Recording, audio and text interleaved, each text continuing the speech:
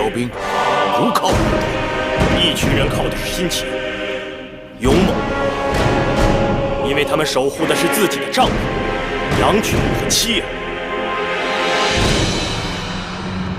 义渠的兄弟们，这里就是你们10几年前和秦军一起攻占下来的咸阳城，也是你们日日夜夜守卫的宣誓殿。这是你们自己的山河，自己的家园。是什么让你们大开杀戒、兵戎相见？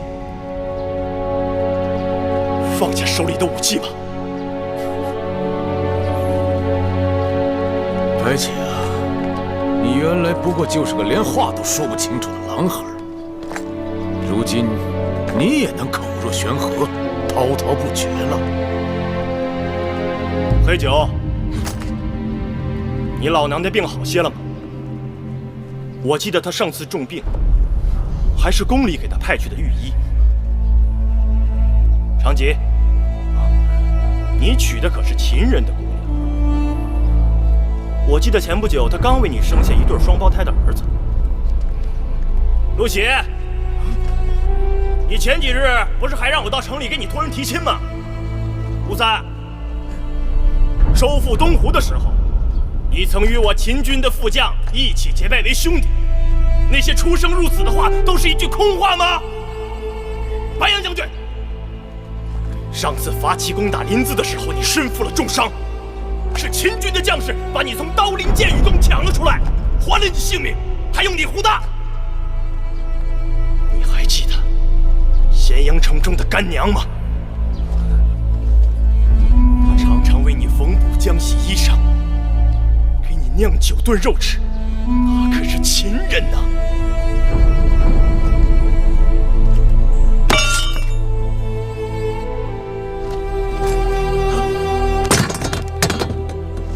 我杀了你们！都捡起来！捡起来！捡起来！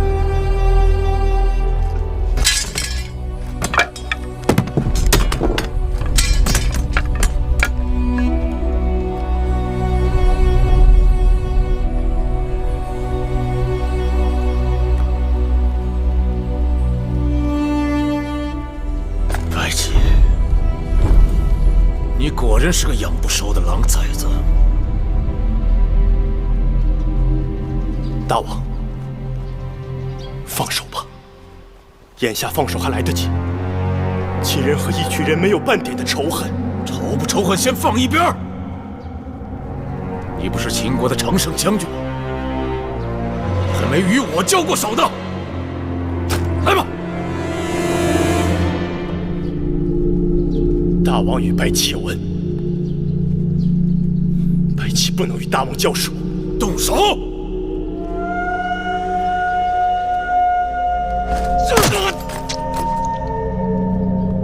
动手啊！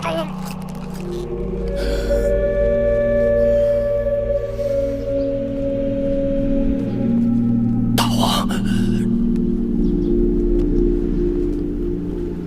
放手吧。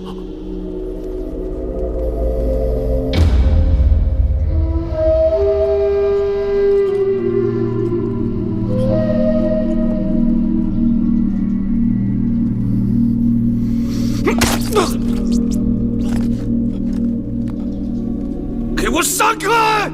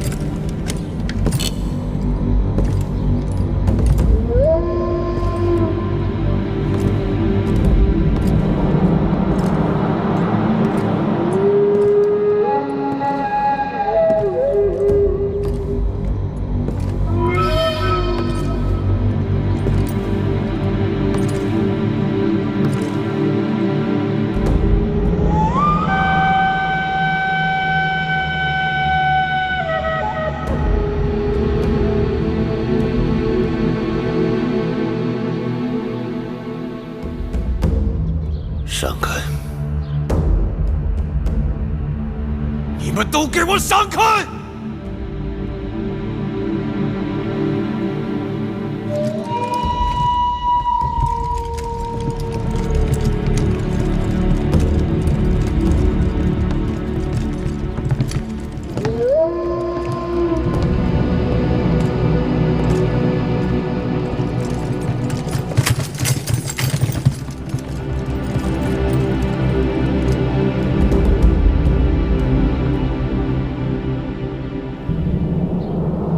义渠君见了太后，还不跪拜？本王跪天、跪地，不跪女人。你举兵谋反，大逆不道，赶紧投降，束手就擒。本王只知如何死，不知如何降。芈月说过要取我性命，来拿吧！大胆狂徒！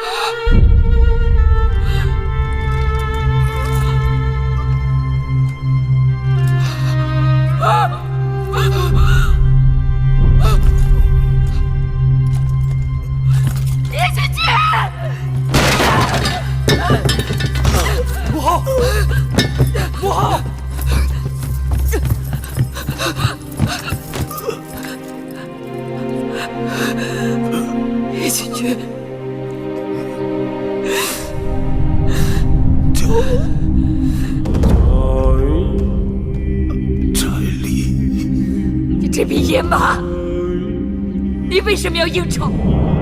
为什么不肯退让？为什么？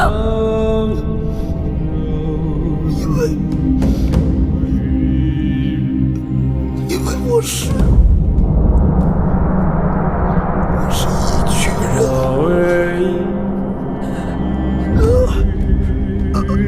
为什么？为什么要我来拿你的性命？月儿，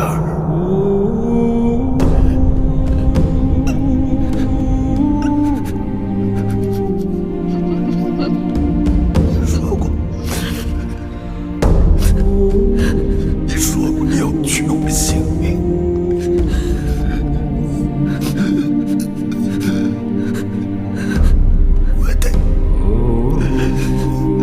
我的爸。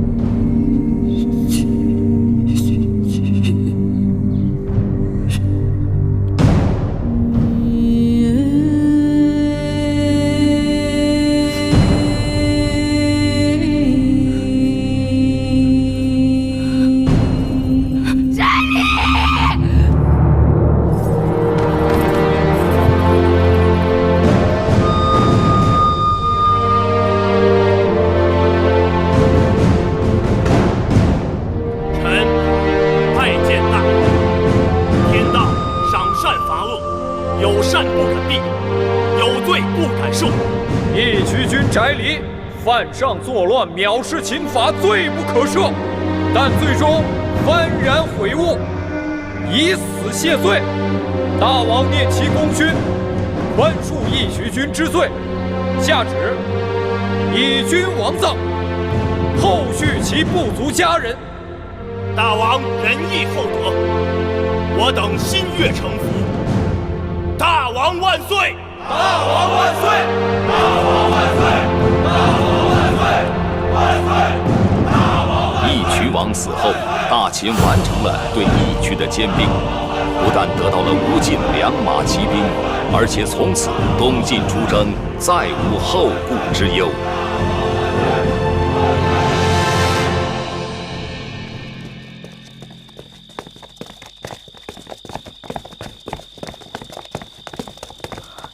大王，母后怎么样？太后把自己锁在里面，叫他也不肯应声。大王，已经一日一宿了，太后水米未进。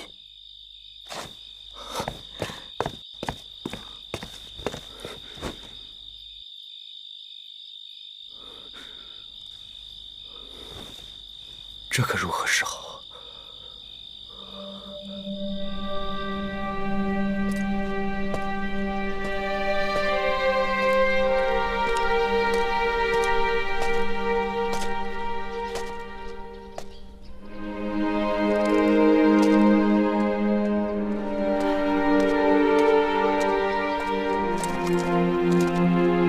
各位大人，还是请回吧。自太后回到交房殿后，闭门不纳外人，就连小的跟香儿、慧儿都进不去了。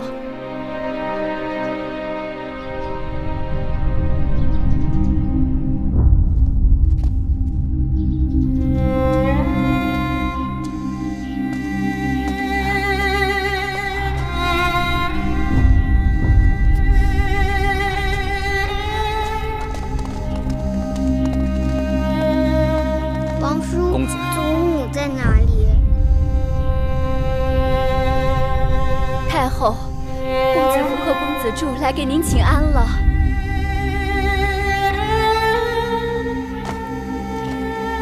太后祖母，柱儿给你请安了。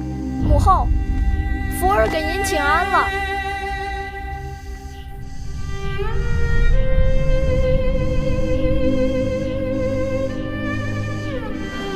太后明白你们的心意了，两位公子请回吧。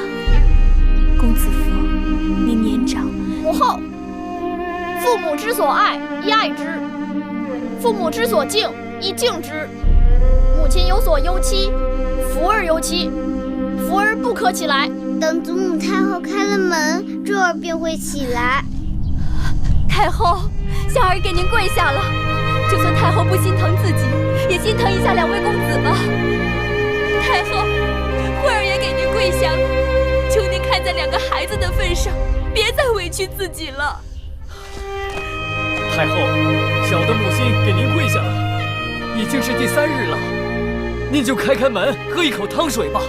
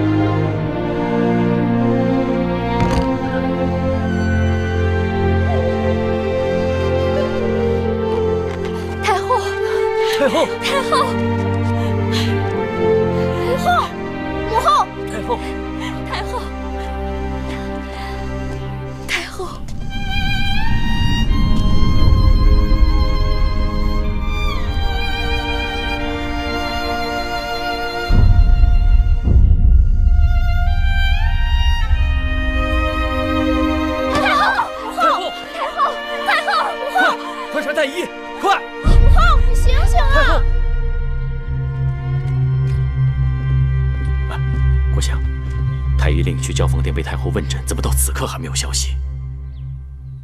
太后这次病得很重，只怕太医令也很棘手。唉，她不能学普通妇人那样痛哭长嚎，就只能折磨自己的心神了。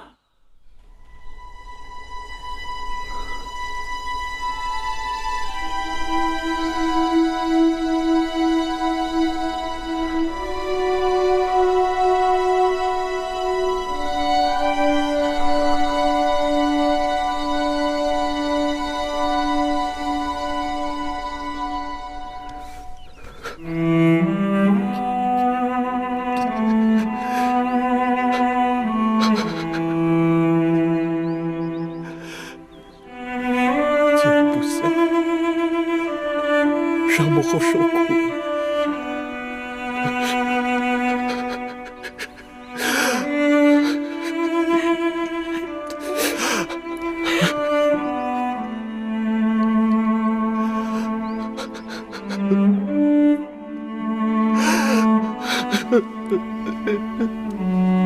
姐，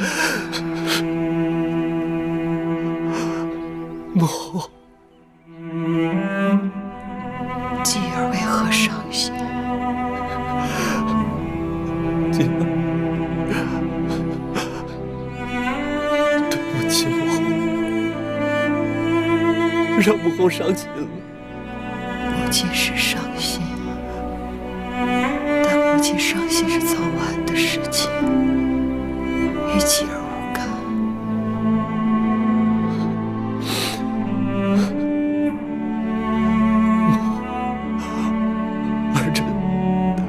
儿臣愿意为您做任何的事情，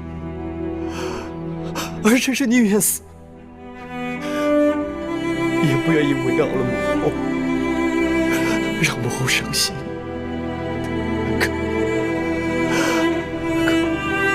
可儿臣不仅是母亲的儿子，更是嬴氏的子孙。嬴氏宗庙列祖列宗在上，大秦千万臣民在下。我如果不是一国之君的话，儿臣一定可以顺从母后的心思。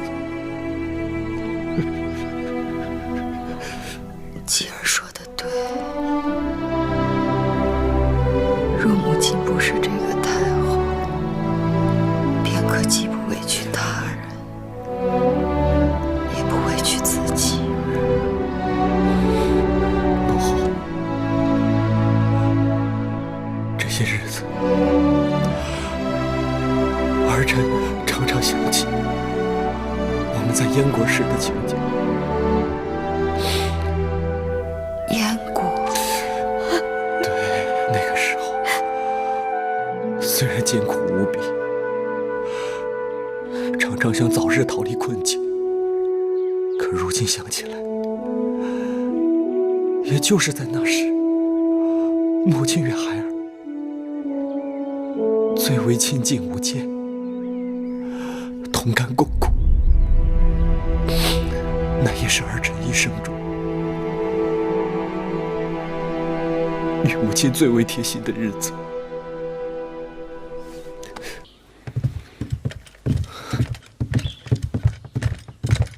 大王，荣舅舅、冉舅舅，二位舅舅，可听说过那和氏璧？大王怎么会想起那和氏璧来了？臣听说赵国新君花重金把它买了下来。是啊，知道他在哪儿就好办了。寡人想把他请到秦国来。大王是想用他讨太后的欢心？这半年多来，母后内心郁结，病痛不断。寡人想，若是能把这宝玉请到秦国来，或许可以博母后一笑。大王若为了和氏璧讨伐赵国，理由不够充分，这样会被列国所诟病的。不，寡人打算和和气气的与他们商量。如何商量？寡人马上就派人去跟赵王说，我打算把这个和氏璧献于母后，请他们把和氏璧送到咸阳来。秦国愿以15座城交换。15城？对，15城。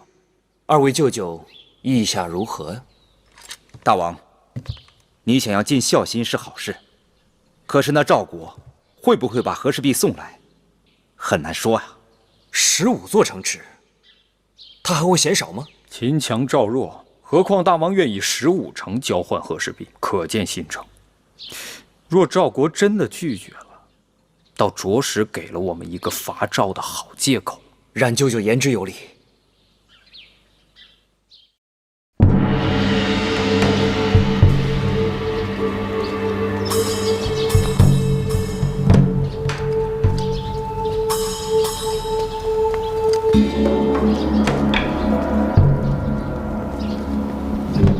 赵国使臣蔺相如送和氏璧入秦宫。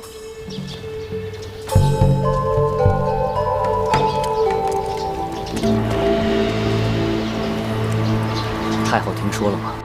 赵国使臣已将和氏璧送入秦宫了。大王定是费了不少周折，才把宝玉请到了咸阳。大王孝顺，为博太后欢心，答应用15城与赵国交换宝玉。15城？是15城啊！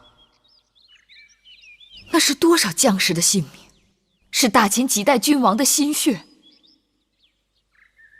不行，此事太荒唐。大王让人通报说，等到和氏璧送到宣示殿，就立刻呈于太后。去告诉大王，此玉过于金贵，我承受不起，不必送来了。是。太后得知大王要用15座城池换那和氏璧而发了脾气。我做此事，本意就是想让母后高兴。可这岂不是事与愿违，弄巧成拙了吗？大王不必心烦，此事好办。既然那和氏璧已经到了秦宫，还怕它生出翅膀吗？雍大人的意思是，大王治人治孝。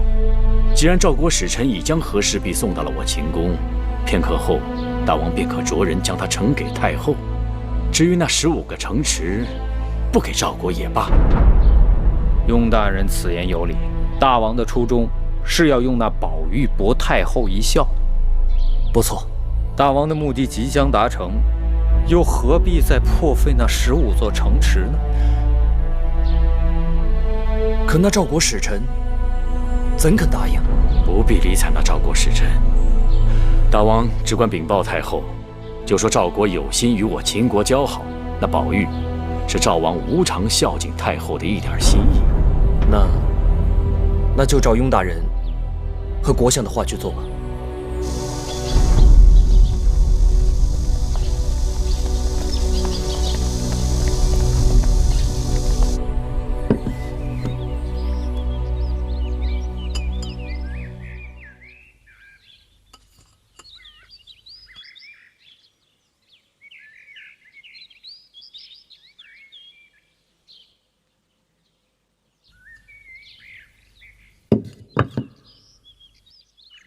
太后，这是真的吗？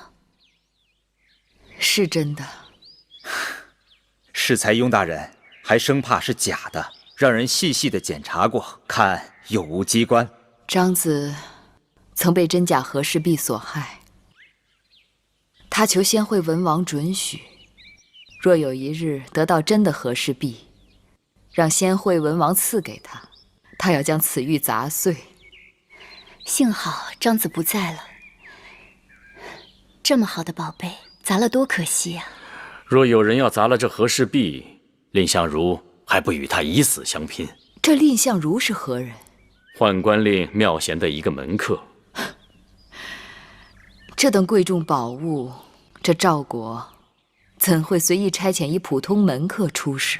太后不可小觑了这蔺相如，他这个门客大有来头，在赵国被奉为圣贤。哦，宦官令妙贤曾在赵国犯下大罪，思忖自己与燕王有些交情，打算逃奔燕国。蔺相如阻拦他说：“万万不可！据于赵强燕弱，你受赵王恩宠，燕王自然一直与你交好。但如今你负罪逃往燕国，燕王忌惮赵王，不仅不会留你，还会用囚车将你送回赵国。”那后来呢？苗贤照着蔺相如的主意，袒胸露臂，当着赵王的面，在刀斧之下引颈求死。赵王不由得恻隐，果然就赦免了他的罪。这蔺相如果然颇有谋略。那他有何权利答应将和氏璧白白送到秦国呢？宝玉已经进了咸阳宫，答不答应由不得他。祖母太后，珠儿过来。珠儿，是祖母啊，还是太后啊？是珠儿的祖母，也是珠儿的太后。这是什么？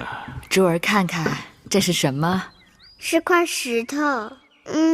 是块好看的石头。珠儿不得鲁莽。你们看看，众人心中的千古奇宝，在孩子眼里不过是块好看的石头罢了。这和氏璧周正晶莹，如有一日用来制成天子玉玺，倒是合适的很。啊！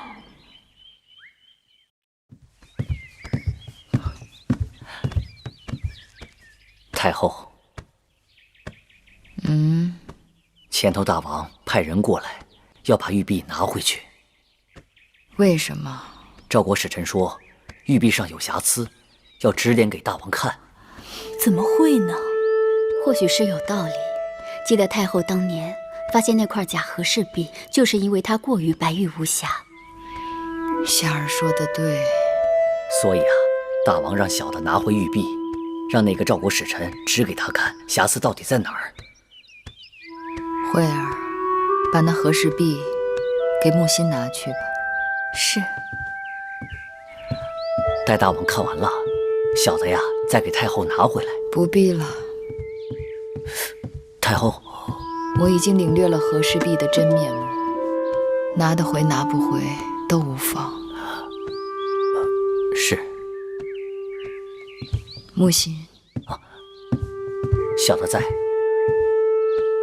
你在前面把眼睛放亮点。这几日为了和氏璧，说不定大王要辛苦一阵。你若听说大王要杀那蔺相如，就想办法挡上一刀，速来报我。是。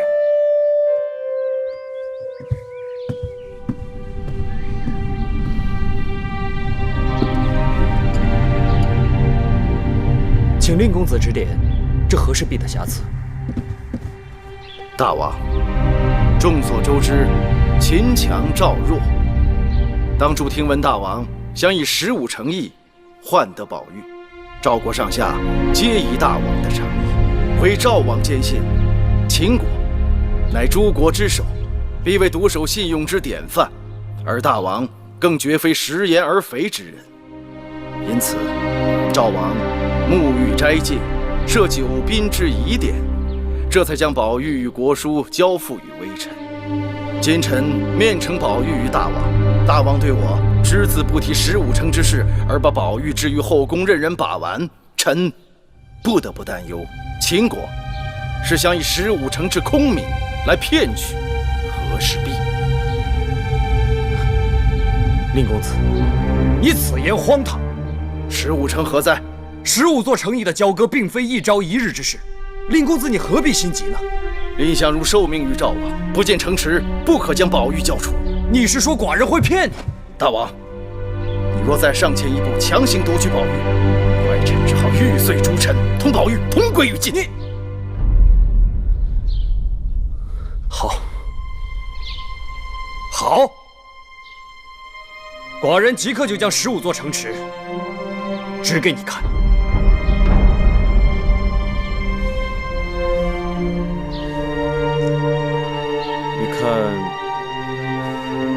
你看这儿，就是这儿，上郡的15座城池。即便如此，大王若真对着宝玉有所诚意，更应礼仪相待。怎样才叫礼仪相待？沐浴更衣，斋戒5日，重新迎宝玉进宫。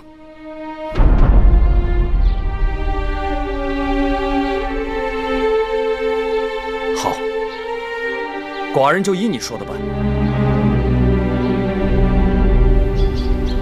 还赵国使臣蔺相如觐见。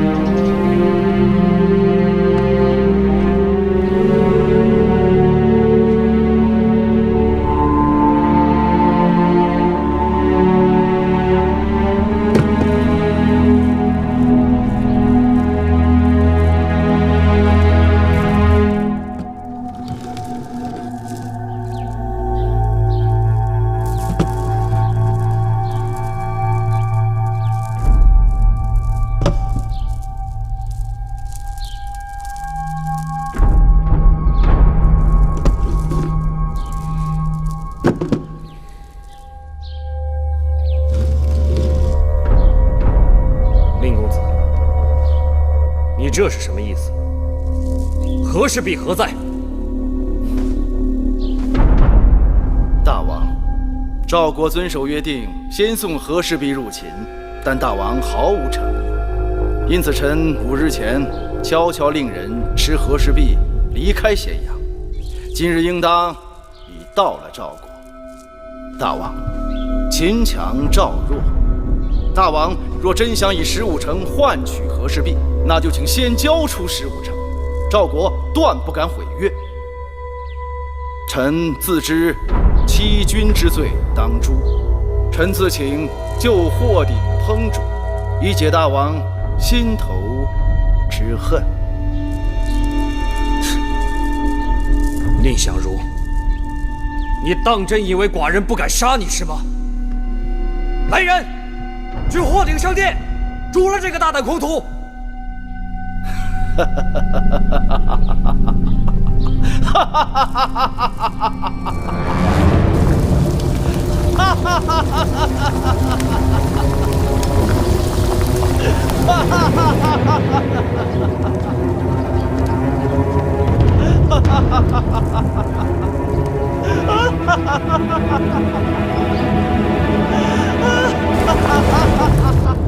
蔺相如，你算计了寡人，也算计了你自己的性命。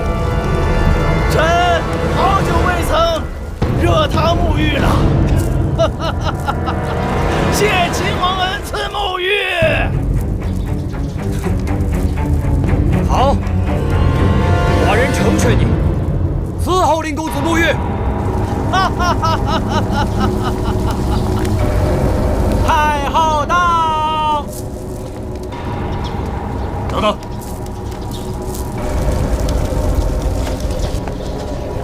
母后，儿臣惭愧，惊动了母后。听说今日宣誓殿热闹得很，所以过来看看。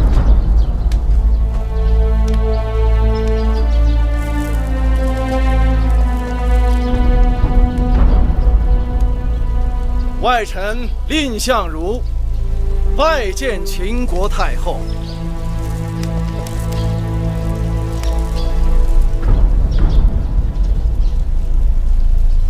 相貌堂堂，正气凛然，真国士也。看到了你，我就像看到了当日的张仪。张子一怒而诸侯惧，安居而天下喜。臣怎敢与张子相比？大王，今日纵然杀了蔺公子，也不能夺回和氏璧，反而令秦赵失和。此人有勇有谋，人才难得。我想请大王赦免于他。既是母后的吩咐，寡人自当遵命。我已经到了这个年纪，还能见到如此人才，实在是不胜欣喜。秦国求贤若渴，蔺公子这样的人才，如若留在秦国，定会受到大王的重用。太后，臣亦粗陋之人，能得太后国士之誉，实是三生有幸。只是赵王提拔相如于韩魏之时，臣不敢有负赵王。臣奉赵王之命出使秦国，当全始全终。还请太后、大王赦我回赵国，当不胜感激。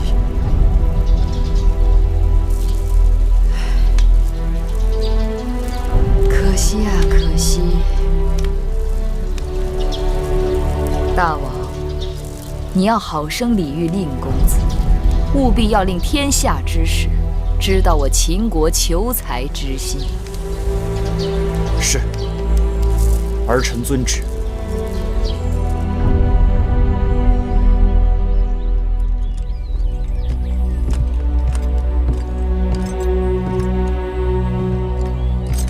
母后，那赵国使臣今日启程了。是。大王衣冠礼乐，优渥款待蔺相如，赵国这次很有面子。儿臣在猜测，那和氏璧或许还是假的。哦，为什么？母后是我朝唯一能判定和氏璧真假之人。寡人曾以为，即便是用15座城池能换得和氏璧，他若能博得母后片刻的欢心，那也是值得的。可和氏璧到手之后，母后对他似乎根本就不在意。在母后眼里，那和氏璧早已是我大秦囊中之物。只不过在赵国手中多放几年罢了，何必在意？儿臣知道，在母后的心里，只有江山社稷。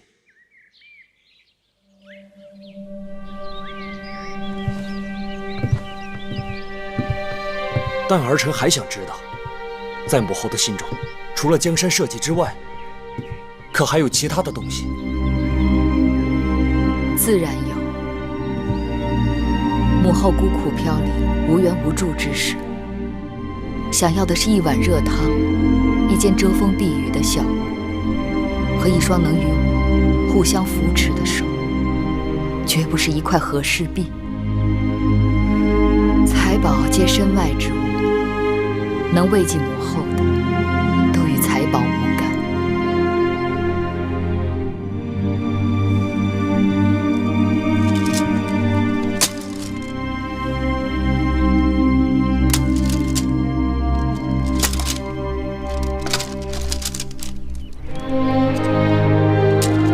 母后，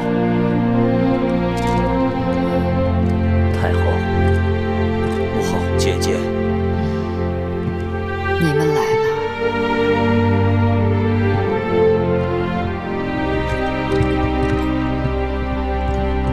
蜀中魏郡守李冰报功，说他修建的都江堰，使得这几年蜀中成了粮仓。这几年征战频频，军粮有很大一部分出自蜀中。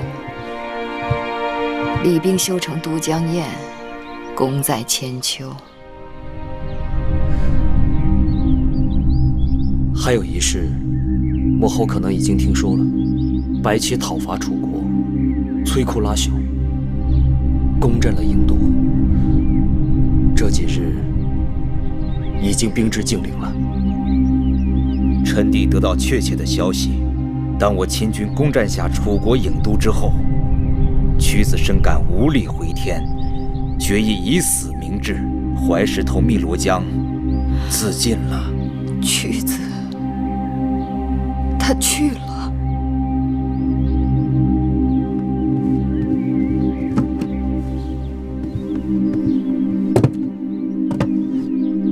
这是屈子辞世前写下的哀影辞赋，臣弟托人抄录，从楚国带回。如今楚国迁都陈城，楚王决定重振朝纲，拜黄歇为令尹，大小诸事均由黄歇主持，赐淮北地12县，封为春申君。皇天之不纯命兮，和百姓之真切。民离散而相视兮，方仲春而动迁。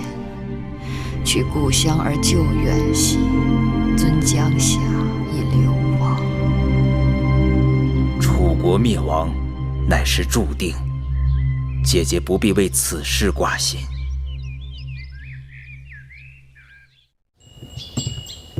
化而为鸟，其名为鹏。鹏之辈，不知其几千里也。你说的就是他们。是太后，这些孩子人品相貌都是一等一的，是雍大人专门为公子柱精心挑选来的陪读。难为雍大人了。拜见太后。起来吧。谢太后。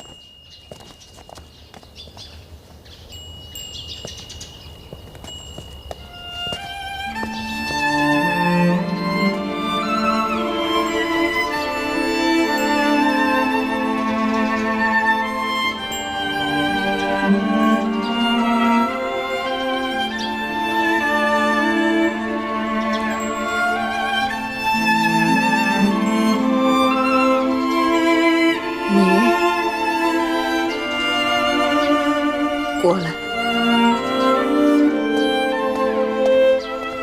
拜见太后。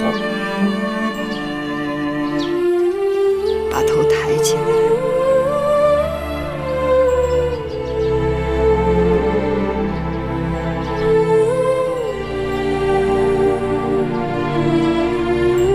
你叫魏丑夫。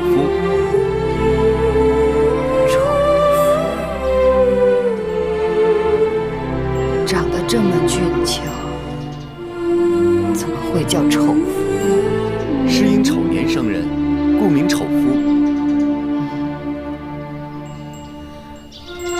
原来如此。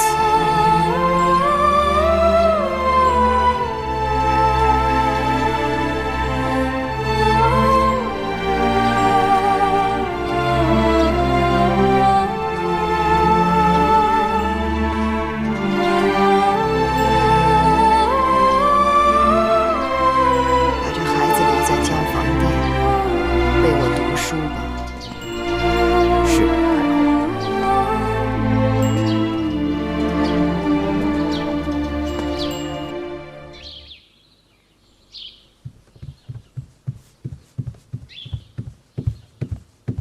雍大人送去的那些人如何？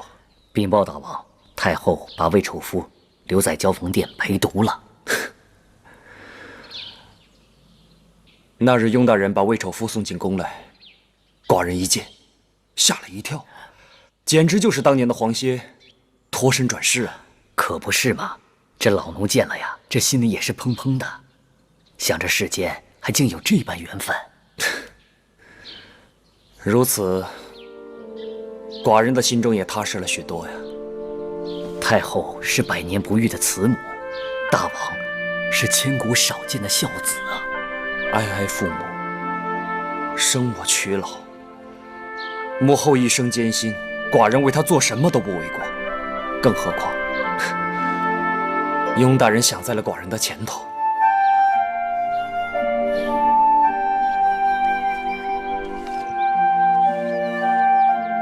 这是春申君从楚国托人带来的书信，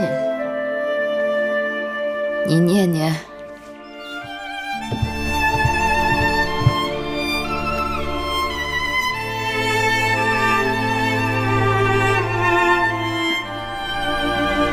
惠书奉羲，情意拳拳。记得当年离开咸阳，与太后曾有礼法之争。如今楚国为相，日日图强变革，反省当日言辞，才知有不妥之处。天命有规，循礼者亡，变法者强。为政者应当时而立法，因事而治理。尽监本，尊爵必赏，有罪必罚，法令必行。内不思贵宠，外不偏疏远，是以令行而禁止，法出而兼息。楚国的桃子又熟了，百相见，是累了，只是桃林已久，不见家人回边。望太后善自领口，知所盼望。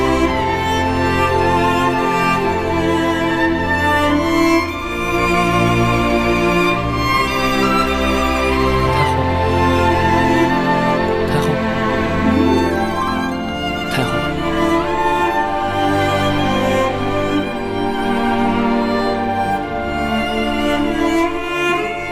昨日大王新送来一般乐语，你们听过，觉得好吗？大王一片孝心，自然是好的。子歇，你说呢？太后叫错微臣的名字了，微臣不是子歇，微臣是魏丑夫。我心里当然明白，你不是子歇。丑夫，这些乐女演奏的楚乐如何？楚乐乃太后家乡之乐，是集天地日月之精华，可谓金玉交辉，天籁之美。是啊，更色兮交鼓，箫钟兮瑶剧，那是真正的楚乐。可惜南居北止，到了这儿，貌似无益。其位却变了，一方水土养一方人，照猫画虎，就算有其形，也难有其魂。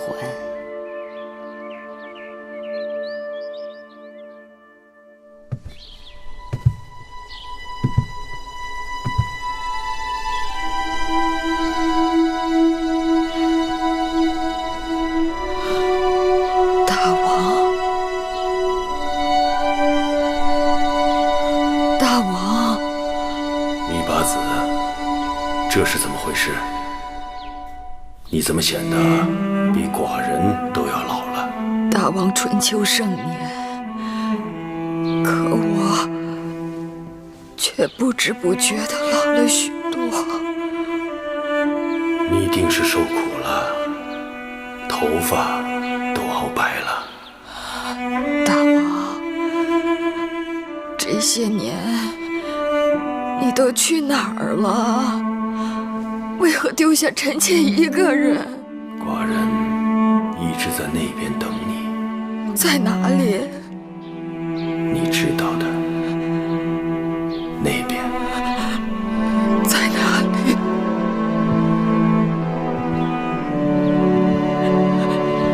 大王，大王，大王，大王！太后，你怎么了？太后，你醒醒！太后，你醒醒！大王在哪里？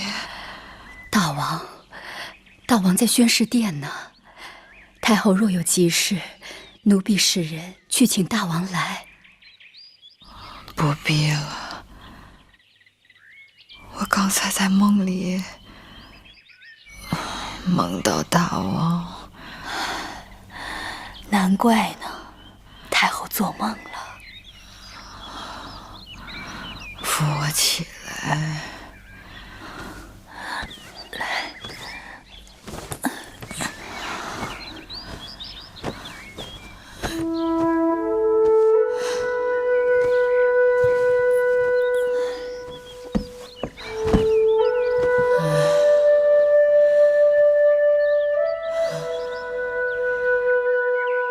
香儿、慧儿，你们跟了我几十年了。你们说，若有一日我先走了，或者你们先走了，我们到那边还会再相见吗？香儿以为会的吧。慧儿和香儿还打算到那边接着伺候太后呢。那就是说，人死后还有知觉，还能做他们想做的事情。定是这样，不然为何历代君王都带那么多生前欢喜的东西下葬，还要让很多奴婢之友和歌舞之友跟过去服侍他们呢？这么一想，我就放心了。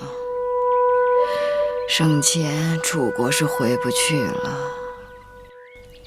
可到了那边，说不定还有机会再回去看看。楚国很远呢。不怕，我们带上吃的、穿的、用的，还有车马，还有要带些服侍俑过去服侍，还得有兵马护卫才行。好像没有听说过兵马为俑。哎，太后回乡，没有兵马守护不行的。慧儿说的有道理。既然要有奴婢服侍、舞乐欣赏，那怎么能够没有兵马护卫呢？是啊，可是为何以前没有人带兵马随行呢？以前没有，可如今有了，不就行了？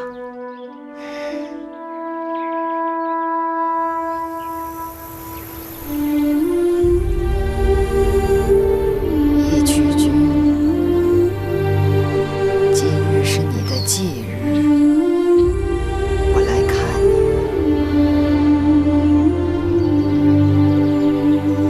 你。前些年，我把你的坟迁移到这骊山脚下，并将这座山改名为骊山，是你宅篱的篱。我想你会明白我的意思。我在这山脚下行修陵寝，从我开始，秦国的历代君王都将葬在这骊山之下。100年之后，我跟你会很久很久。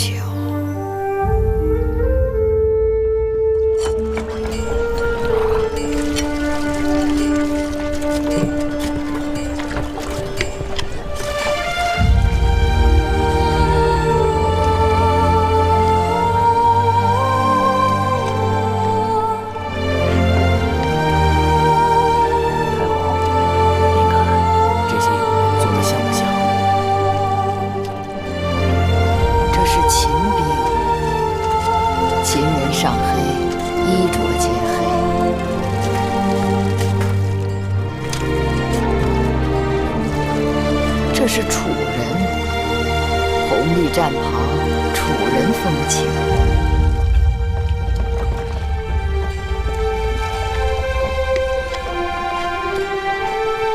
这个楚兵出自谁手？回太后，是他做的。太后，五官容貌倒是栩栩如生，只是魏公子看看，这个永人是不是有点毛病？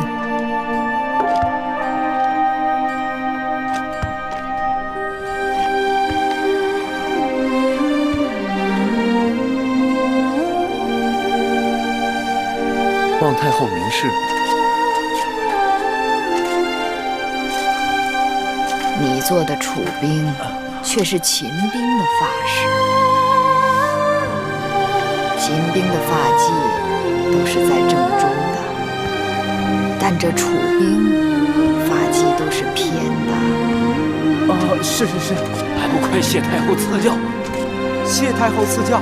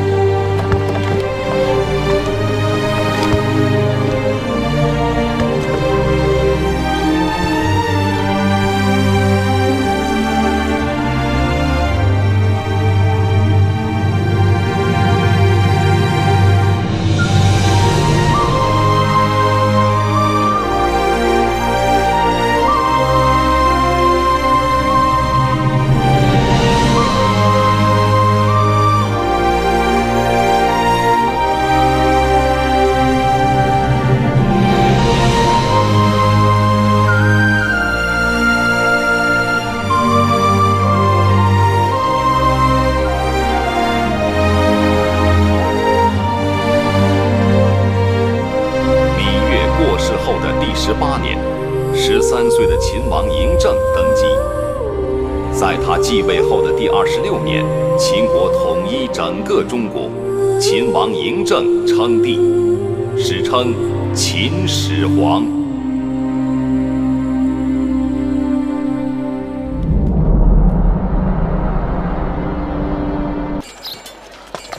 来，走吧。啊，下一个。走吧。哦，你拿来看看。可以了。你，来，不接。明日这是怎么了？如临大敌的。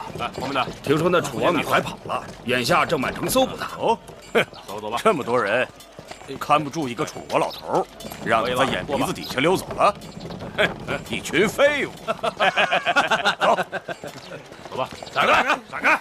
闪开！你是？哎，你们干什么的？为什么不排队？瞎了你的狗眼！老子是谁不知道吗？将军，今日大王有令，任何人出入咸阳城，都当接受盘查。这咸阳城就是老子带人拿下的，你们大王的王位也是我等拿性命换来的。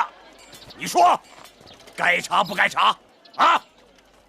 将军，君命难违。闪开！将军，闪开！跟我来！是。闪开！敢挡老子的道！胡威将军，蒙将军，我等都是大秦命官，既然拿着朝廷的俸禄，就该按照大秦法度办事。一渠将士不在军营之内，就要遵守大秦律法，任何人不得违背。更何况，今日情况特殊，要缉拿要犯。我虎威已经出了大营，来到了咸阳城。蒙将军，你说这些废话什么意思？想打架呀？来呀！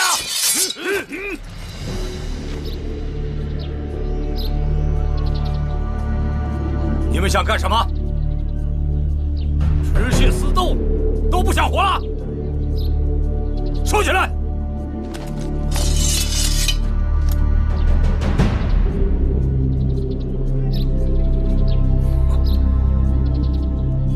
放行！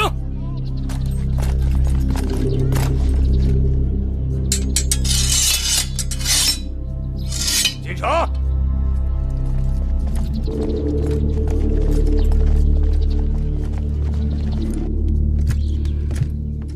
雍大人，那些义渠人的眼里根本就没有我大秦法度，飞扬跋扈，出言无状。若不加以约束，任其放纵，只怕会被别人效仿，同恶相济。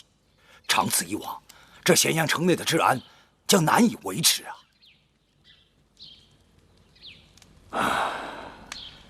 宫中传来消息，说王后即将生产，大王情绪焦虑，太后呢又政务繁杂。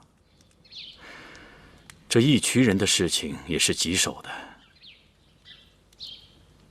只好先往下压一压，等我择机再向太后禀报此事。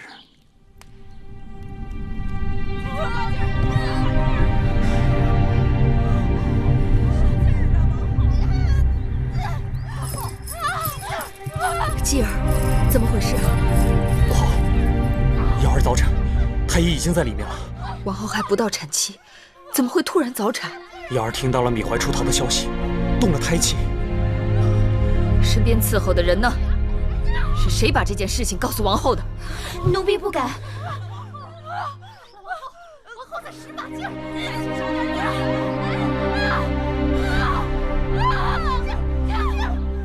王后吉人天相，一定会没事的。生了！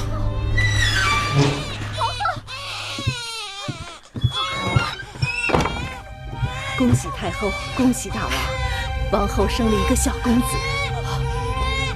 恭喜太后得了一个嫡孙，大王得了一个嫡子。大王太后，王后产后血流不止，恐有性命之忧，快进去，全力施救，务必要保住瑶儿的性命。去呀！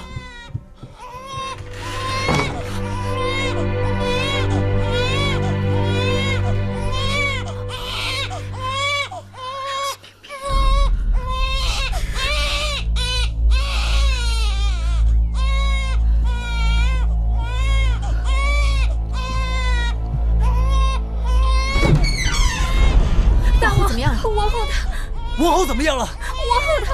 快说呀！王后她不行了。瑶儿，继儿，大王，大王，产房不急，不能进去啊！继儿，母后。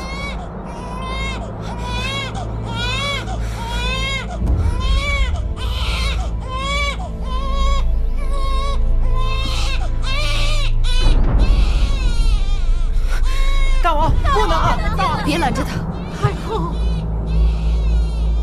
让他们一家人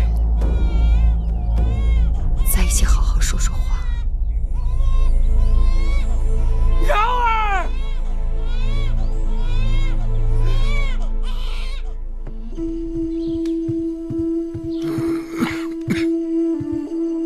先生，雍大人和魏冉将军来了。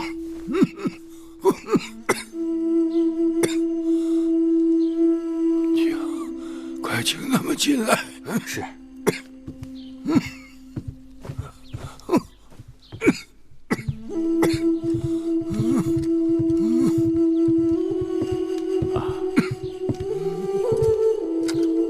楚离子，楚离子，坐。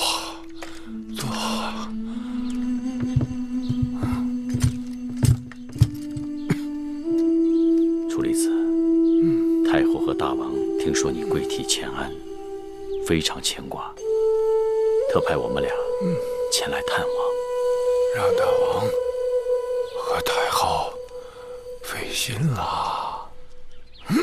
听说那楚王怀被抓回来了啊？是，在魏国边境上，那楚王怀穷途末路，先是到赵国，赵国不敢让他入境，后又到魏国，魏国也不肯接纳，随后就被魏冉将军的人马给追上了。这就是自作自受，破鼓万人锤呀！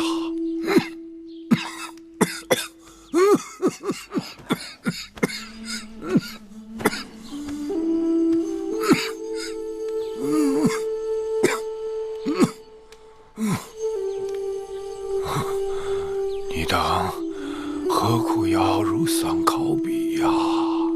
啊！老夫心中着实是欣慰的很呐。想当初，老夫曾与太后打赌，10年为期，恢复先惠文王之基业。这10年期还未到，大秦之盛况已远超先王之时。哼，老夫就算是即刻撒手人寰，也可效为先人了。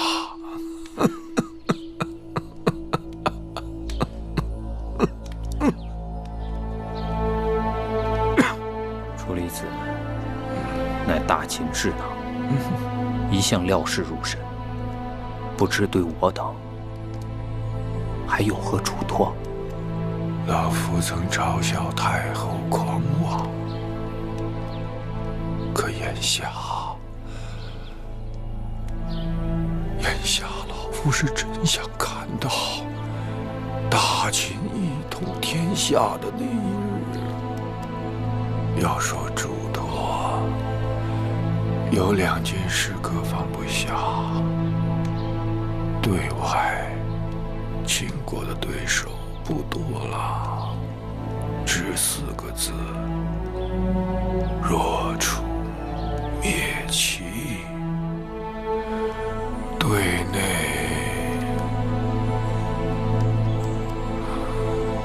我们都知道有个雍城是大秦的心头之患。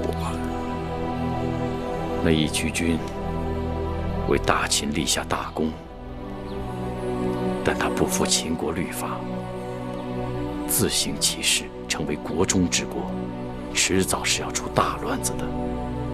但如今太后摄政，我们想动他很难呐。既然朝廷上下都以默认嬴福为我大秦嬴氏血统，那义渠君作为他的生父，就算继续留在宫中，恐怕也无人敢公开指手画脚。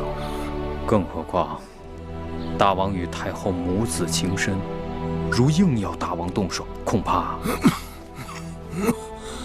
老夫不是说让大王动手，是要提防着有一日那义渠人先动手。楚离子的意思是，义渠人会反。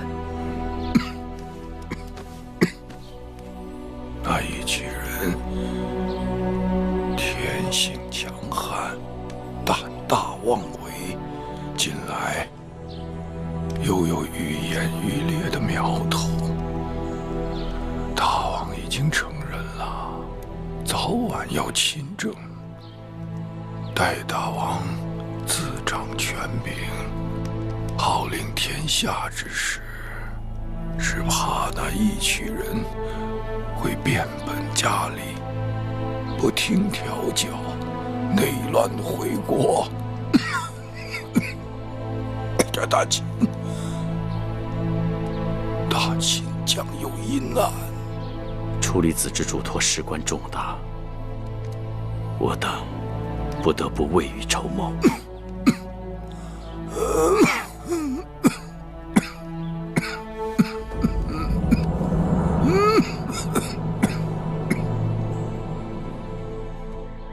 楚离子的后事安排得如何了？都已安排妥当，以国相葬，后续家人。另外还有一事，楚离子已过世，但国相之位悬而未定，不知雍大人对相位是否有意？谢太后厚爱，但老臣老迈了，太后不如提携一个风华正茂的人才。雍大人心中可有人选？微臣看，魏冉将军文韬武略，智明勇功，最合适不过。举贤不避亲嘛。对了，太后是否听说楚王怀没了？何时的事情？自从将他捉回咸阳，米怀就一直是泱泱不乐。前几日突然不肯进食，太医院派人看过，说是肝郁气滞之症。昨日病故了。米怀昏聩，却恋故土，一心想回郢都去复位，就把他送回楚国吧。是。说起楚国，不知雍大人有何打算？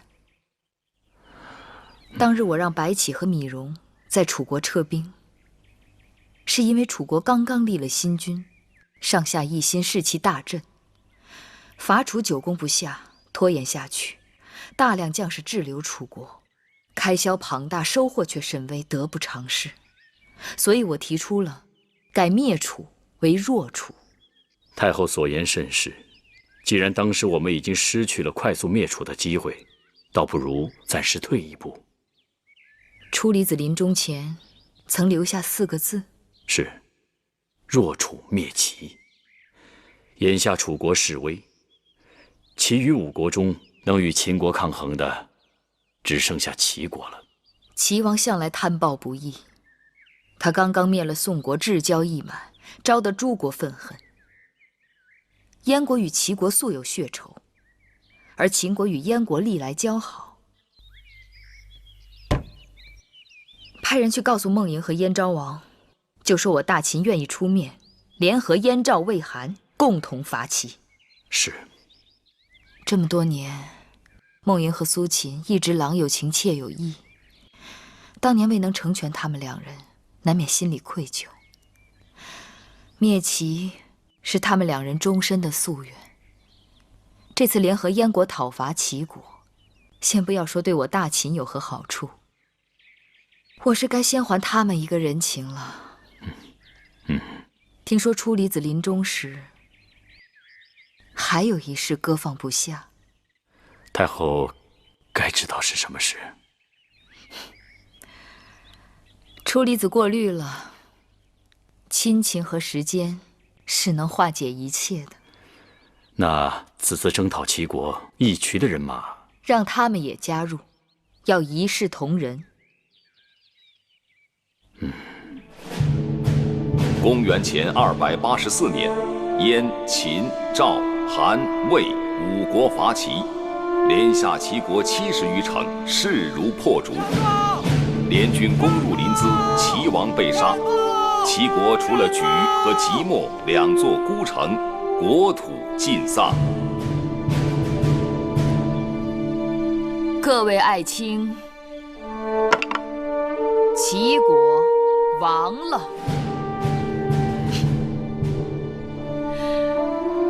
恭喜太后，恭喜大王！分这么点儿，哪够我们用的？就是。这次讨伐，朝廷论功行赏，该封的封，该赏的赏，唯独落下咱们一局。太后不是赏了我们金玉器吗？还有酒水、腌肉，还赏给咱们大王4座城池呢。就来了！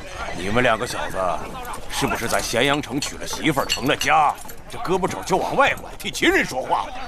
看清楚点，这是咸阳城，义渠草原才是你们的家呢。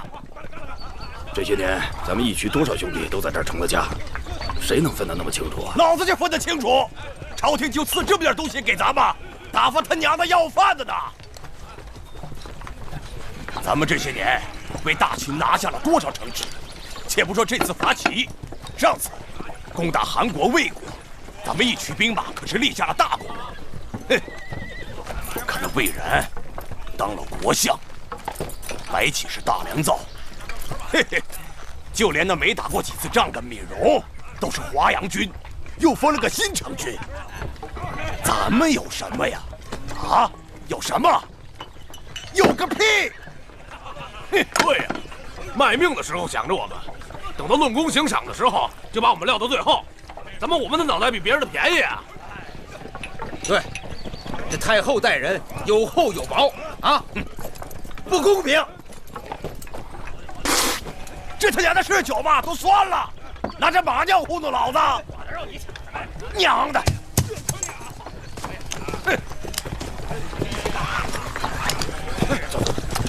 将军，你消消气儿，我到咸阳城再给你弄点好酒好肉来啊！将军。哎，这不现成了吗？哎，站住！哎，将军，站住！站住！站住！站住！停车！喂，停车！站住！你们这是去哪儿啊？这是太后犒劳新成军手下将士的酒水和腌肉。什么新成军？不就是闵荣那小子吗？哎，你们不行，滚开！啊！将军不可！将军，让开！哎，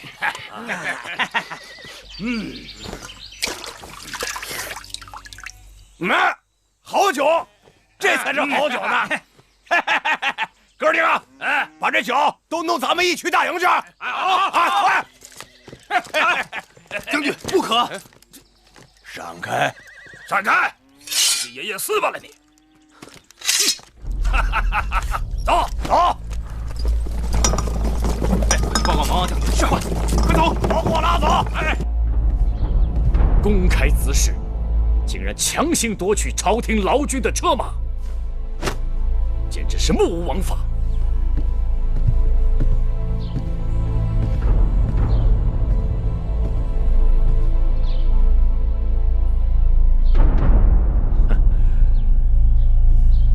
我看此事，你可以这么办：你去找米荣将军，随他一起去宫里向大王禀报。米荣将军？对呀，他们抢的不是太后犒劳给米荣将军的酒水和腌肉吗？哎，您看看，多好啊！好啊！就这2张狼皮，别的没有了。哎，你等等，你别走，你就拿这2张臭烘烘的狼皮来换我这锦缎，这不行啊！我这锦缎很贵的。贵什么贵？2张狼皮换1匹锦缎，在我们草原都是这么换的。哎，我说你个奸商，你要是敢耍滑头的话，打你啊！哎，别走！谁怕你啊？这是咸阳，不是你们义渠，这里可是讲秦法的地方，不给钱休想拿走我们的锦缎！哎，你个臭娘们儿！将军，这俩人蛮横不讲理，咱不要了。这是咸阳城，以前早就破不讲理，这个看来不起。别动！你别走！你把我锦缎弄破了！你分明是有意把我的锦缎弄破了！你赔我钱！赔我钱呢！你这奸商故意损坏锦缎，想讹诈我们！别看我们将军老实，就可真有你们讹诈，听见没有？不是，你别走！走啊！赔钱！不撒！撒不撒？不撒！不赔钱！赔钱！赔我的钱！赔我的锦缎！你们不是赔钱！还敢在关城门前出城赔钱呢你！撒手！你别走！别走！赔钱呐！赔钱！将军，别走！还敢再走，人就出事了！哎呦！走！怎么了？你怎么了？快起来呀！你没事吧？杀人了！杀人了！一群人杀人了！快点！是有人在杀人了！快！有人杀人了！别动！别动！大王有令，不管何人触犯秦法，一律依法严办。魏将军，走吧。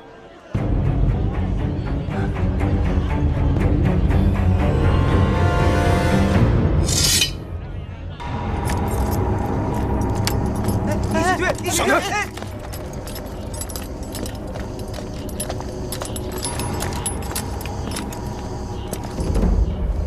义渠君有事找寡人。不错。何事？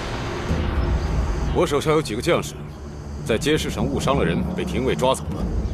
其中有个上将军叫虎威，你知道，他是我义渠的勇士，战功累累。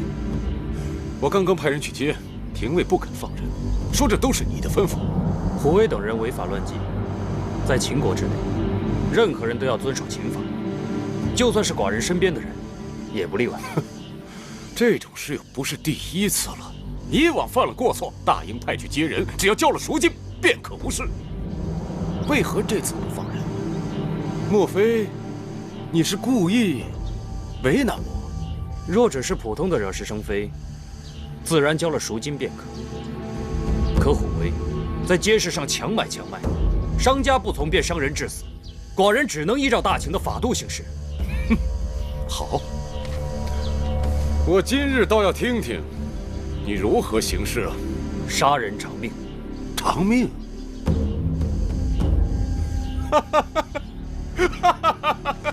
一个街边的小贩，怎么可能让我义渠的勇士去为他抵命呢？不管任何人，都是我大秦的子民。寡人身为秦王，就要为他们做主。看来你是不肯放人了。不错。任何人都改变不了我大秦的律法。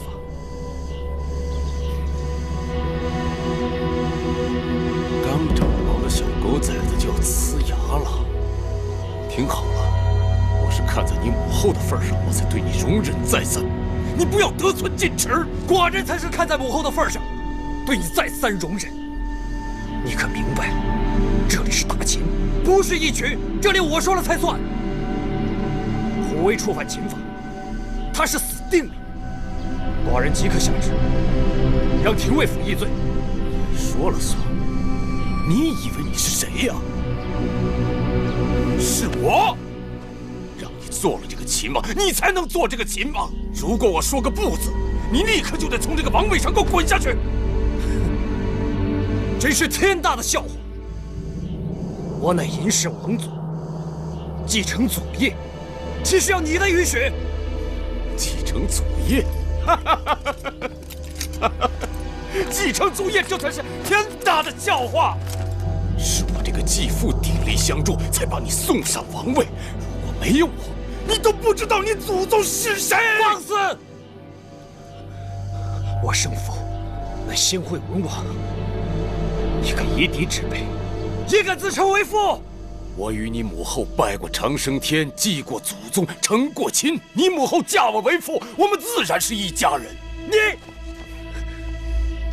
这些年，我真的是有心把你当成家人，视为己出。可惜呀，你是个养不熟的畜生。既然你视我为外人，我也不想与你亲近。你想从我们这个家里走出去，好，那就各立各的营帐吧。你的家，嫁你为妇，你疯了吗你？不信你去问问你母后啊！你。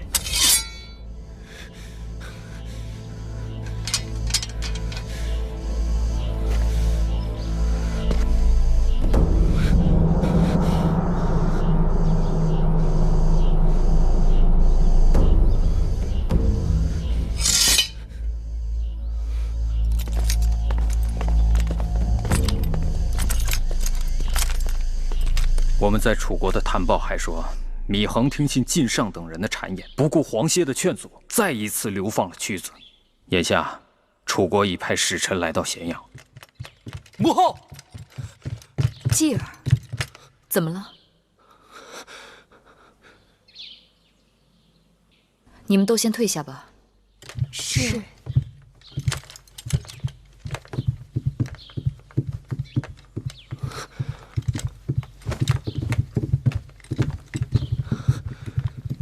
怎么了，继儿？母后，你和义渠君他……义渠君如何？您是父王的妃子，大秦的太后。可那个戎狄蛮子，他竟敢说你已经跟他拜过祖先，正式嫁他为妇。你这么着急赶过来，我还当是发生什么事了呢。坐下说吧。母后，先喝口水。母后，您说呀。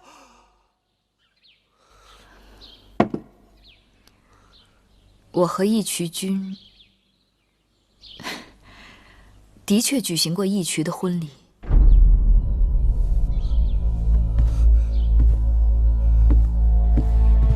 可您是秦国的太后啊！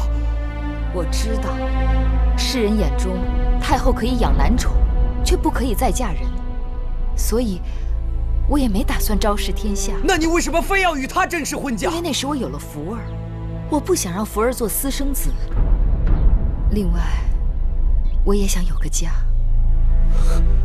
就是因为这个？对，就这么简单。可他不这么想。那个戎狄蛮子因为你嫁给他，便把整个大秦也看作是他的囊中之物。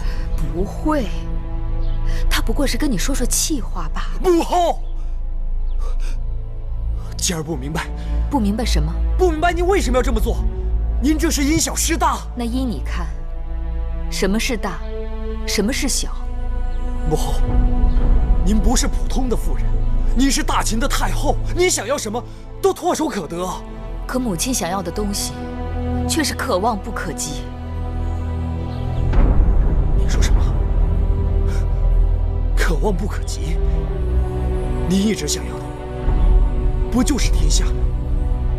有一日，王儿定将整个天下亲手献于母后。看来，你的确是不明白。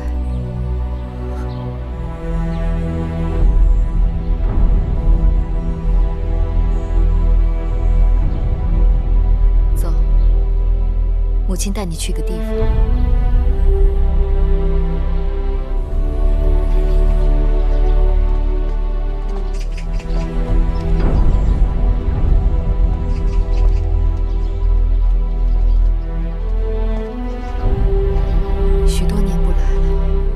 原来这个院子竟如此局促，可不是吗？转眼这都快20年了。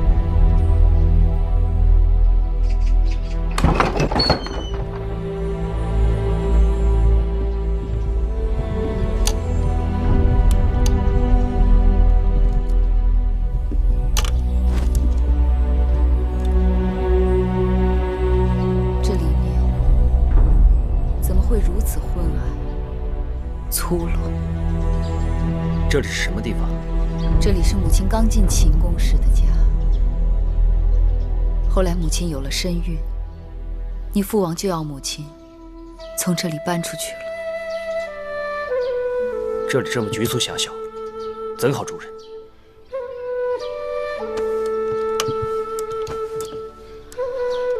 我与你冉舅舅、葵婆婆，还有香儿、慧儿，我们就住在这儿。我们一无所有，却很温馨。秦宫里有的是宽屋大厦，母后为何要住在这么僻静狭小的院落里呢？因为母亲并不想过宫里人的日子。我原本打算着，有朝一日要轻轻松松地出宫，做个无牵无挂的人。出宫？对母亲来讲，无论是清贫还是富贵都不要紧，要紧的是能有一个属于自己的家，有一个疼自己、疼孩儿的夫君。难道父王不是母后的意中人？进了秦宫，一切都变得身不由己。但母亲的确是因为有了你，才决定留在这后宫当中的。那母后究竟属于何人？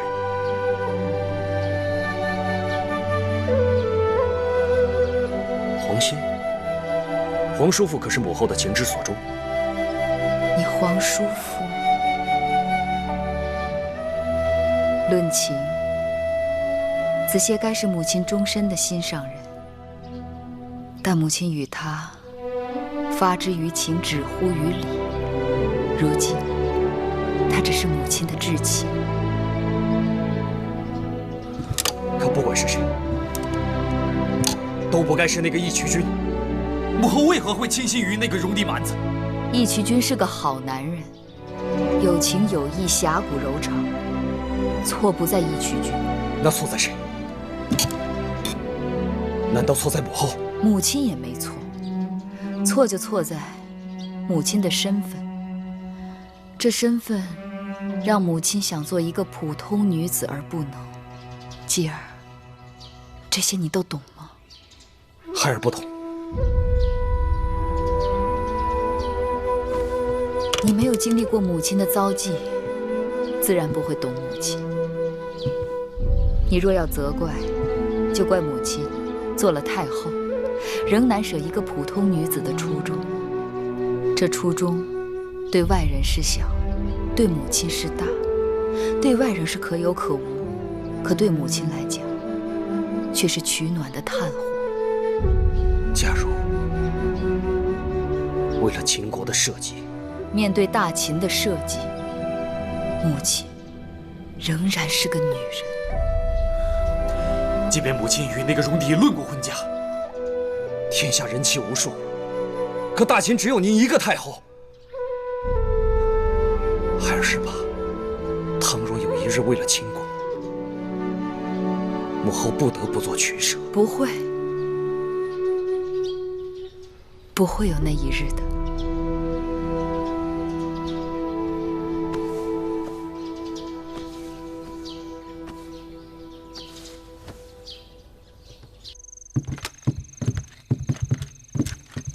太后，义渠君来了。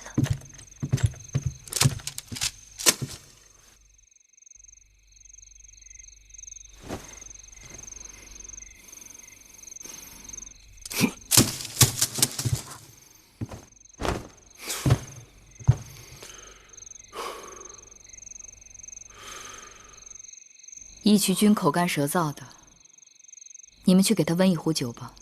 是。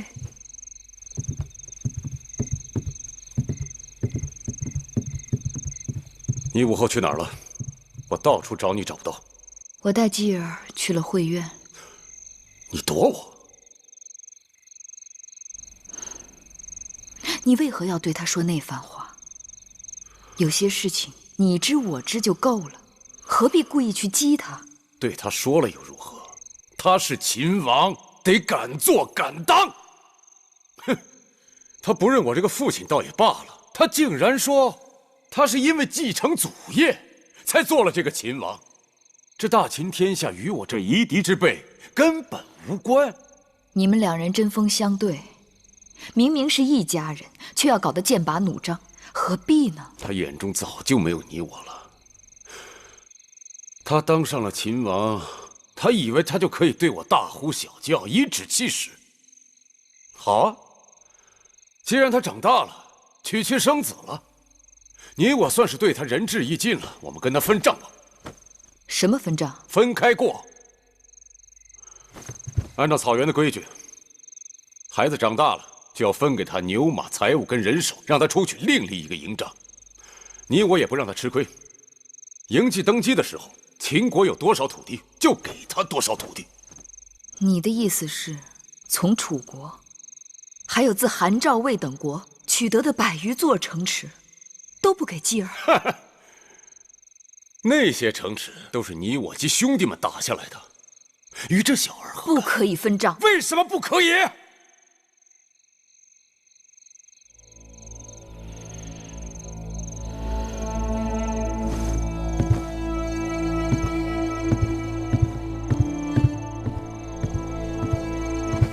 义渠君，这么多年，我们既是家人，又是君臣。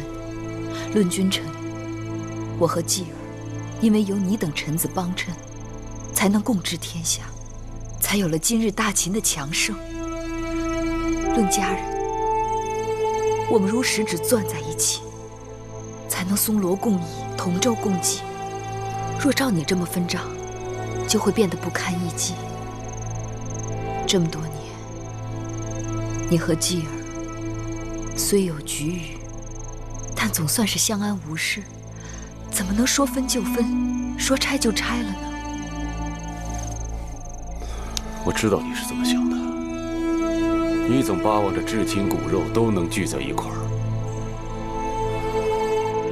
月儿，你我在一起这么久了，你说你想怎样就怎样，我说过你吗？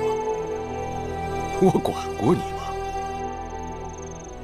可眼下不是我要分了这情分，是你儿子嬴稷先动了手，他容不下我，有一日他也会容不下福儿。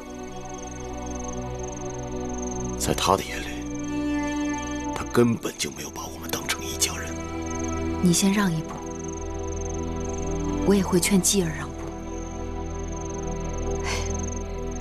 事情没有你想的那么糟，你也别太执拗了，就当是看在我的份上。恐怕这件事情你已经管不了了。你让我试试，好吗？那你就告诉他，马上放了我的人。义渠人在秦国以养庸成患，铲除他们是早晚要做的事。处理子过世之前，对此事也曾有过嘱托。不过，依老臣看，天地相应者，方能成事。眼下便是天时、地利、人和之局。何谓天时？何谓地利？何谓人和？当日诸公子之乱，诸国陈兵函谷关外，大秦危在旦夕。若太后不安抚住义渠人，则西北跟着大乱。所以必须对义渠人诸般忍让。如今我大秦如日中天，已经没有必要再忍让义渠人了。此乃天时也。本来义渠人是猛虎，若在草原天高地阔，我们已由他去了。但如今他们却执意要留在咸阳，并打算鸠占鹊巢，如此虎落平原，就由不得他了。此乃地利也。太后执政以来，坚持推行先惠文王的商君之法，可义渠人屡犯法令，败坏纲纪，闹得民怨沸腾，人人侧目。此时我们拿义渠人开刀，是人心所向，既符合太后推行商君之法的初衷，又可以让各郡县借此整肃风气，取得地方上的拥戴，此乃人和也。雍大人言之有理，只是义渠君于大秦有功，于太后有情，我等不好贸然先动手。但眼下的情形，他们会比我们着急，倒不如以静制动，以不变应万变。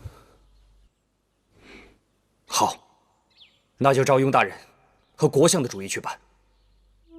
这是我和仙儿、慧儿他们给你做的冬衣，你拿回去试试，看看是否合适。谢太后恩宠。好啦，这里又没有外人，叫我姐姐即可。姐姐，小冉能有今日，都是因为姐姐爱顾庇护。姐姐一个人势单力孤的，能做什么？还不是我们彼此扶持照应，才有了今日。所以姐姐心里最怕的是自己人与自己人过不去，骨肉自相残杀。大王虽然因为义渠君与太后心生嫌隙，但大王绝不会仅因个人好恶判定是非，一叶障目，而罔顾大秦的社稷天下。那就好。我们都亲眼目睹了那场诸公子之乱，姐姐有生之年，绝对不想让大秦再遭受这样的祸事。列国争雄，不进则退，如若在内部分裂，那才是心痛仇快。和江山社稷比起来，义渠人的事只是小事一桩，各自忍让一步，就可尽如人意。是。天色不早了，小冉先告辞了。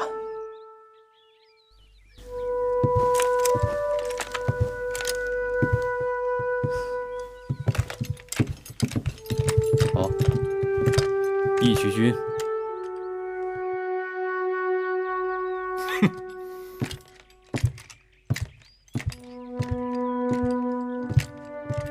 慧儿，你去看看今日膳房准备了什么晚膳，有没有义渠君爱吃的炖羊肉？是。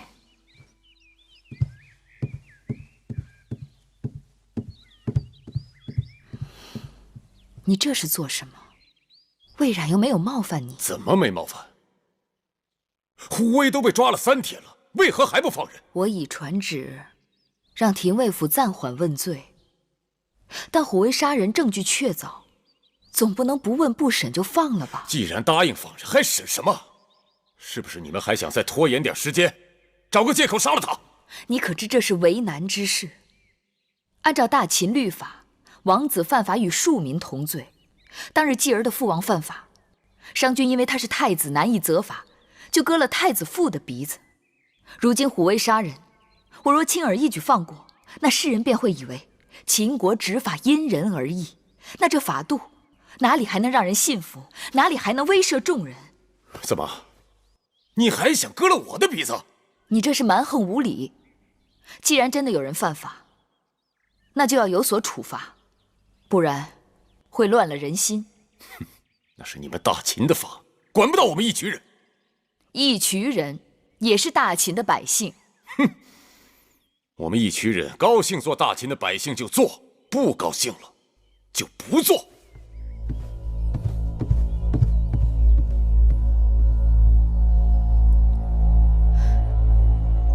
义渠君，这边请。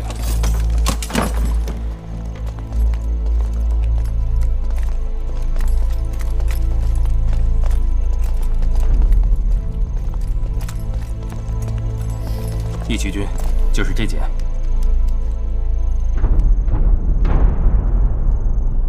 把门打开。这……打开。是。打开。是。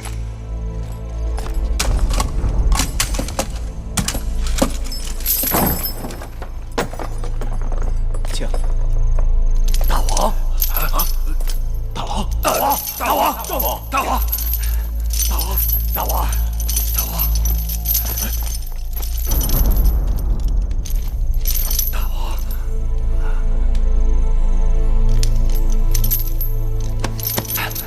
大王！大王！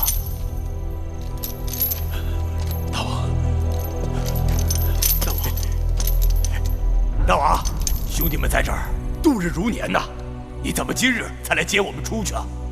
大王，你看到没？他们把我们当牛马般锁着，他们就没把我们义渠人当人看，关在这里头没酒没肉的。大王，快带我们走吧！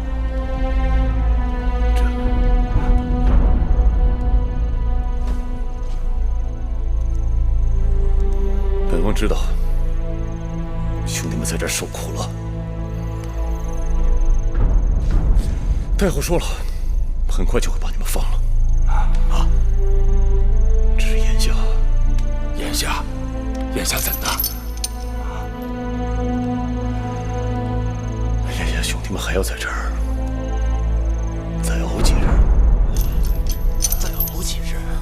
几日。好，嘿，既然我等给大王惹了麻烦，那就听大王的，再住几日。啊，住几日。嘿，住几日。为了大王，我们再忍忍。住几日，不就受点委屈吗？住几日，住几日，住几日，住几日。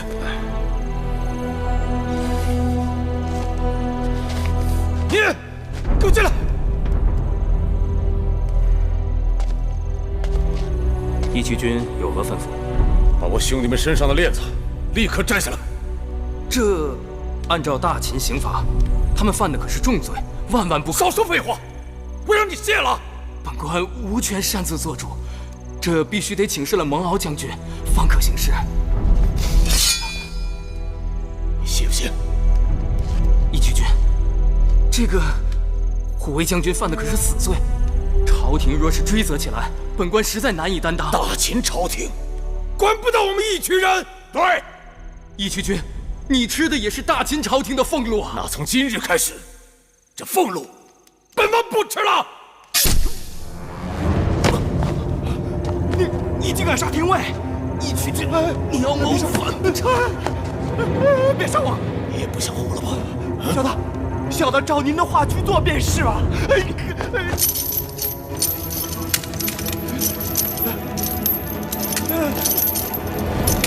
看。大王，解开！眼下我们该如何？走，往回大营。走。太后，昨日若非白起将军带人及时赶到，两方早已火并。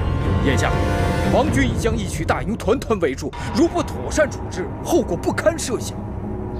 太后，义渠人在咸阳如此胡作非为，已经触及秦法根基。若太后再念及义渠人的功劳，不忍责罚，使得纲纪废弛，只怕秦国没有来日了。义渠君刺伤廷尉劫狱固然犯法，但臣以为此事不可就事论事。处置义渠君将牵一发而动全身，需谨慎小心。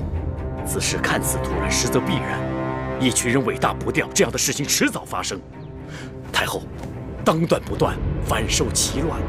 雍大人所言甚是，但微臣担心的是，如今列国争雄，我大秦内部理应齐心协力，万不能自我瓦解，发生内讧。好了，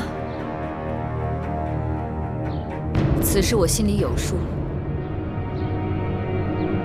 可眼下就在咸阳郊外，秦军和义渠军剑拔弩张，该如何解局？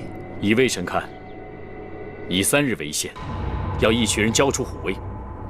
若他们识时务肯交出来，而后再议其他。也只好如此了。白将军，此事由你去办，你是两军之中最合适的人选。臣遵旨。想让我交出虎威，想都别想！大王，你应该知道太后对义渠人的爱顾。虎威这个案子本来还有转圜的机会，可是大王一时兴起，伤人劫狱，反而让彼此进退失据。哼！大王若能在3日之内交出虎威，也许还好重新审议。人是我伤的，玉是我劫的，一人做事一人当，让他们来找我。大王，太后让我告诉你，这已经不是你和太后两人之事，是义渠人和秦人是否还能和睦相处之大事。大王可以去外面看看，上万的人马已经围困了义渠的营帐。大王，你这是要用义渠人和秦人的性命作为赌注吗？义渠人宁可自己死，也不卖兄弟。我是绝对不会把虎威交给你们的。如果你们想打，别啰嗦。你这不是只顾虎威一己之身，却陷义渠于谋反之罪吗？反就反了，我怕过谁呀？大王。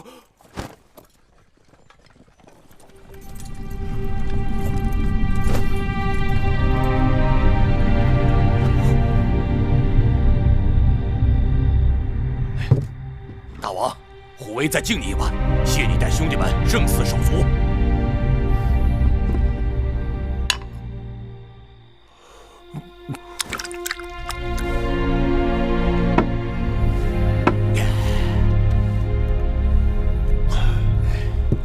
虎威啊，哎，这些年，兄弟们跟我鞍前马后，始终不二，是我对你们照顾的不够。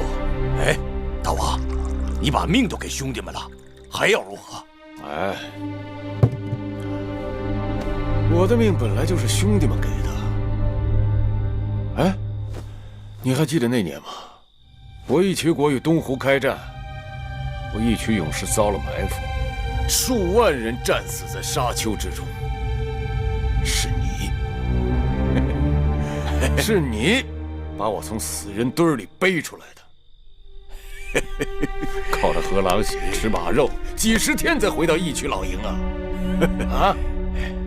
但是大王你命大。我们义渠人的命是什么？战死为吉利，病终为不祥。能跟兄弟们生在一起，死在一起。知足了。来。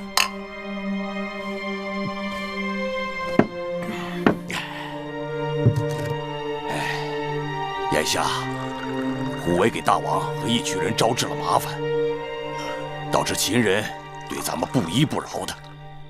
既然都是虎威的错，那就请大王不必再为虎威担干系了。屁话！你惹了麻烦，我也惹了麻烦，这叫锅底不咸灶黑。你我是龙头跟缰绳，谁都离不开谁。再多说都是屁话。哎，可是秦人兵马把咱们义渠大营围的是密不透风啊！让他们围吧，我们在这儿喝酒吃肉，怕什么？有朝一日，兄弟们待烦了，就带你们杀出去。天高云阔，去哪儿不都得由着咱们？对，但是那太后，她是我的女人，她会跟着我走。那个女人身子跟着大王，心却跟着秦人。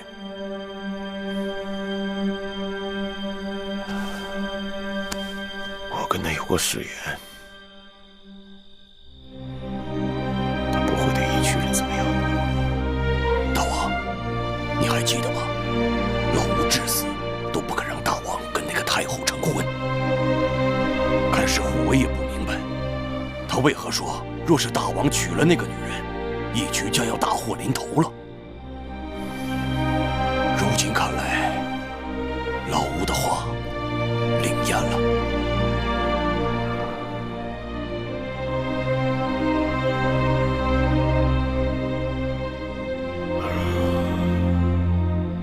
大王，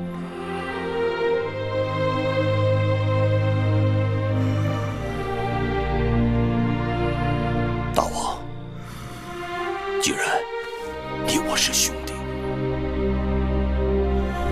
我就不应该成为你的累赘，成为义渠人的累赘。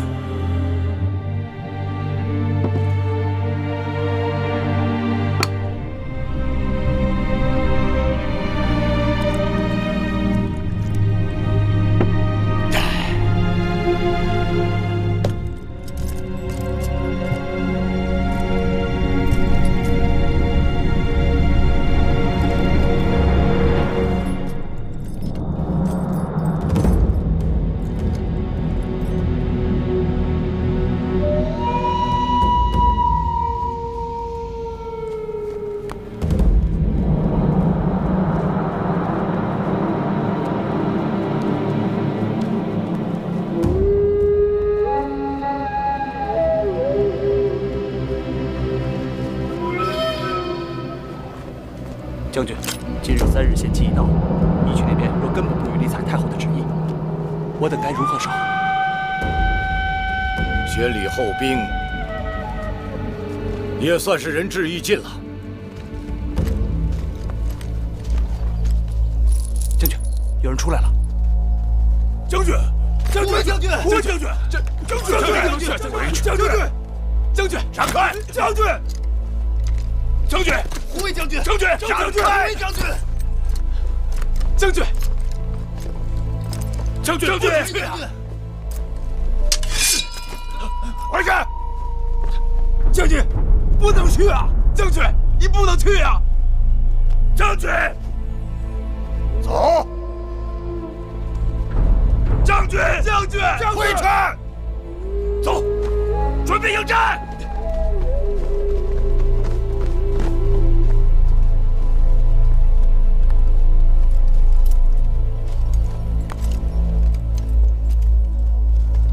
秦国小儿，为我一曲大营多日，为的是什么？不就是拿你虎威爷爷吗？今日爷爷在此，来拿吧！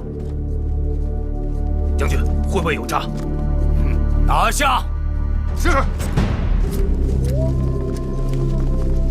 你玷我的兄弟！何必那么多周折？是我准许的3日期限，是我要蒙敖领兵包围义渠大营的。你来取我的人头吧。你别逼我！义渠君，你该迷途知返了。义渠君，在这大殿上，你一直叫我义渠君，在你的心里，从来没有把我当成是你的男人。你从来没打算让我染指江山社稷。你我是宣室殿外的夫妻，宣室殿内的君臣，江山社稷，自然不可任人随意染指。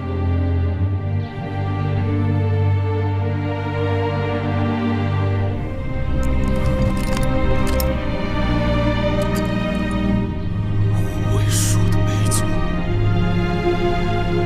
你这个女人，身子跟了我，心却跟着秦人。我能给你的，我都给你了。好，你若无心，我不强求。我与你之间各归各路吧。义渠君，你想怎样？你是我的女人，我不会对你怎样。但这大秦天下，是我帮你打下来的。我既然可以帮你打天下，我也能毁了这个天下。